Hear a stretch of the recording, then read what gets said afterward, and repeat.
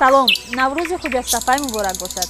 واقعا خجسته از زرنگه زیر مو رو از برف و سردی یا خلاص کرد هرچند امروز بارانی است. بله هرچند باران است اما طبیعت خیلی زیبا و گرم هم هست. در نوروز در برابر دیگر رسم و سنت‌ها یک رسم خوب دیگر هم هست که مردم به هم دیگر هدیه می‌فرستند. ما هم برای شما هدیه داریم و این هدیه رو از خانه یک ساکن دهه الماسی شهر حصار تقدیم شما می‌کنیم. و ما کارمندان بخش تاجیکی رادیوی آزادی هم به اینجا امروز مهمانی آمدیم.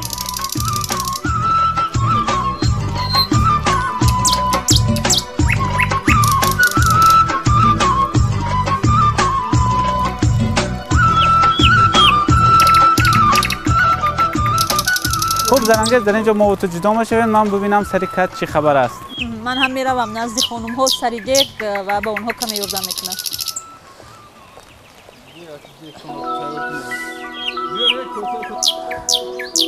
سلام علیکم. بار دیگر نوروزتان مبارک باشد. خیلی بوی با مزه. تشکر. خب خاله جان چی آماده دارید شما؟ کدام نمود خوراک هستین؟ ما خوراکی برای نوروز آماده داریم. این به نظرم یکی از خوراک‌هایی است که محض در نوروزی آماده می شود و در حصار چی نام میبرند از این خوراک؟ تا جای میدونم دلده، دنگیچه دلده میگویند. شما دلده میگوید؟ ما دلده میگوییم. در نوروزی استفاده میبریم اینمی. می شود که طرز تیار کردن همین غذا را کمی به ما هم بگوید؟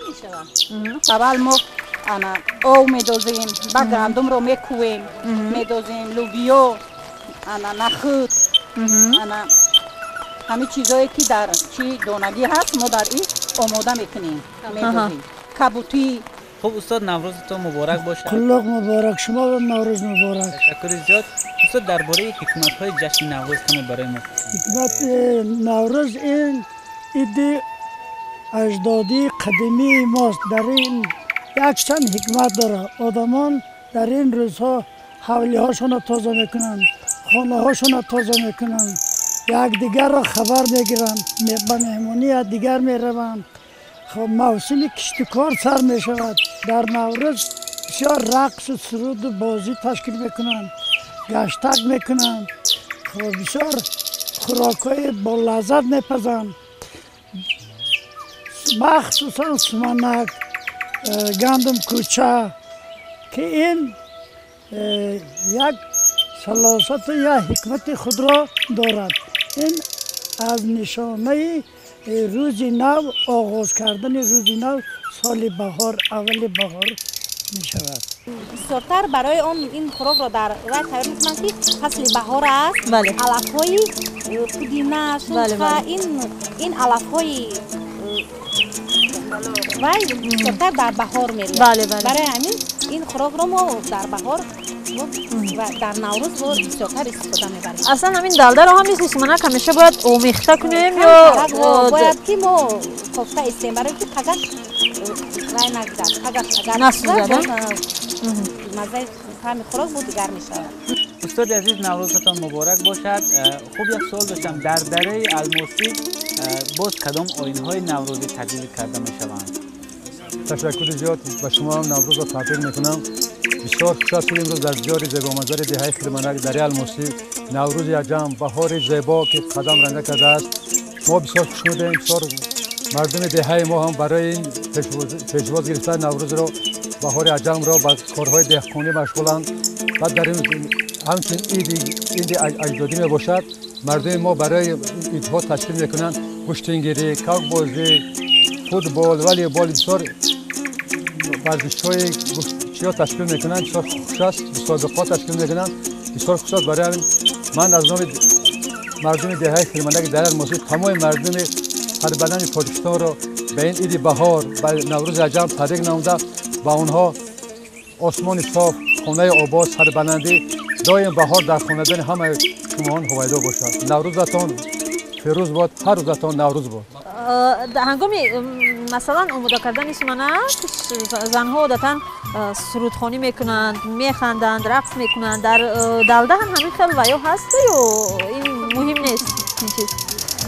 عادتا در نوروز در گرد سمنک، در گرد همین اوقات‌های ملی هم که باشد و تو تیار شدن وای ما وقت رو وای نکرده بهوده سر نکرده ما در گیر دیگه شوخی میکنیم میخندیم رقص بازی میکنیم.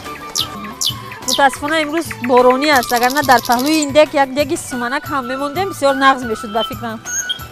ما از بس که امروز هوا کم ترویده است ما سومنک رو دیروز تیار کردیم و سومنک آماده است و در سر دسترخوان مرحمت. بسم الله الرحمن الرحیم. این دیگی درده ما تیار شید برای نوروزی برای مهمونا. این دیگی دردمونه که این کاسه ها میکشید.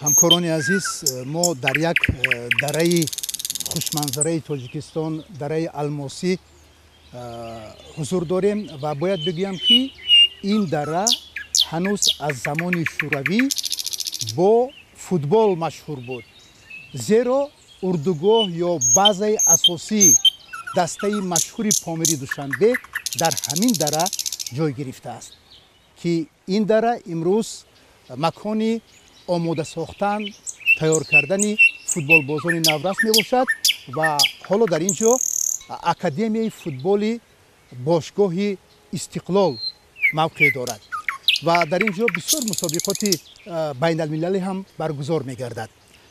همکاران عزیز، من که از ورزش شروع کردم و گفتنیم که در نوروز عادتاً ما نیت میکنیم، آرزو میکنیم. اگر در خاطر داشته باشید پارسال ما هنگام تجلیل جشن بین المللی نوروز همکاران یک آرزو نیتی نکرده بودیم، یعنی گفته بودیم که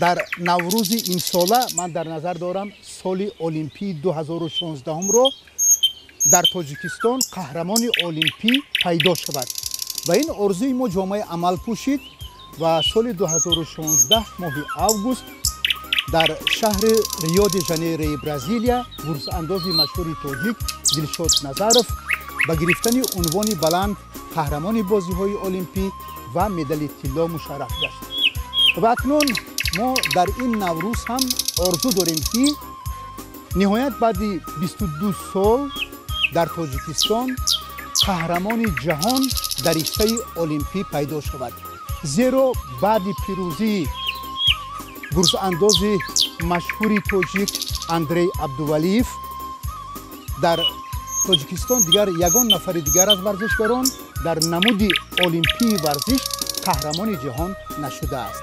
برای همین آرزوی ما است و شاید امسال که مسابقات قهرمانی جهان است و دلشاد نظرف در آن شرکت می‌ورزد، این نیتی ما، این آرزوی نه تنها ما، عموما تمام کل مردم تاجیک جامعه عمل پوشد. خوش آمده بچه جانو با خواهر جانو با خانه‌های ما. خوش آمده با نوروزتان مبارک. باز هم بیایید. تشکر زیاد. تشکر برای مهمان نوازیتان. سمی نداره. تشکر برای دسترخوان زیبای نوروزی. خدا کند که هر روزتون مثل نوروز باشد و دسترخوانتان هم مثل دسترخوان امروزه نوروزی پرناز و نعمت.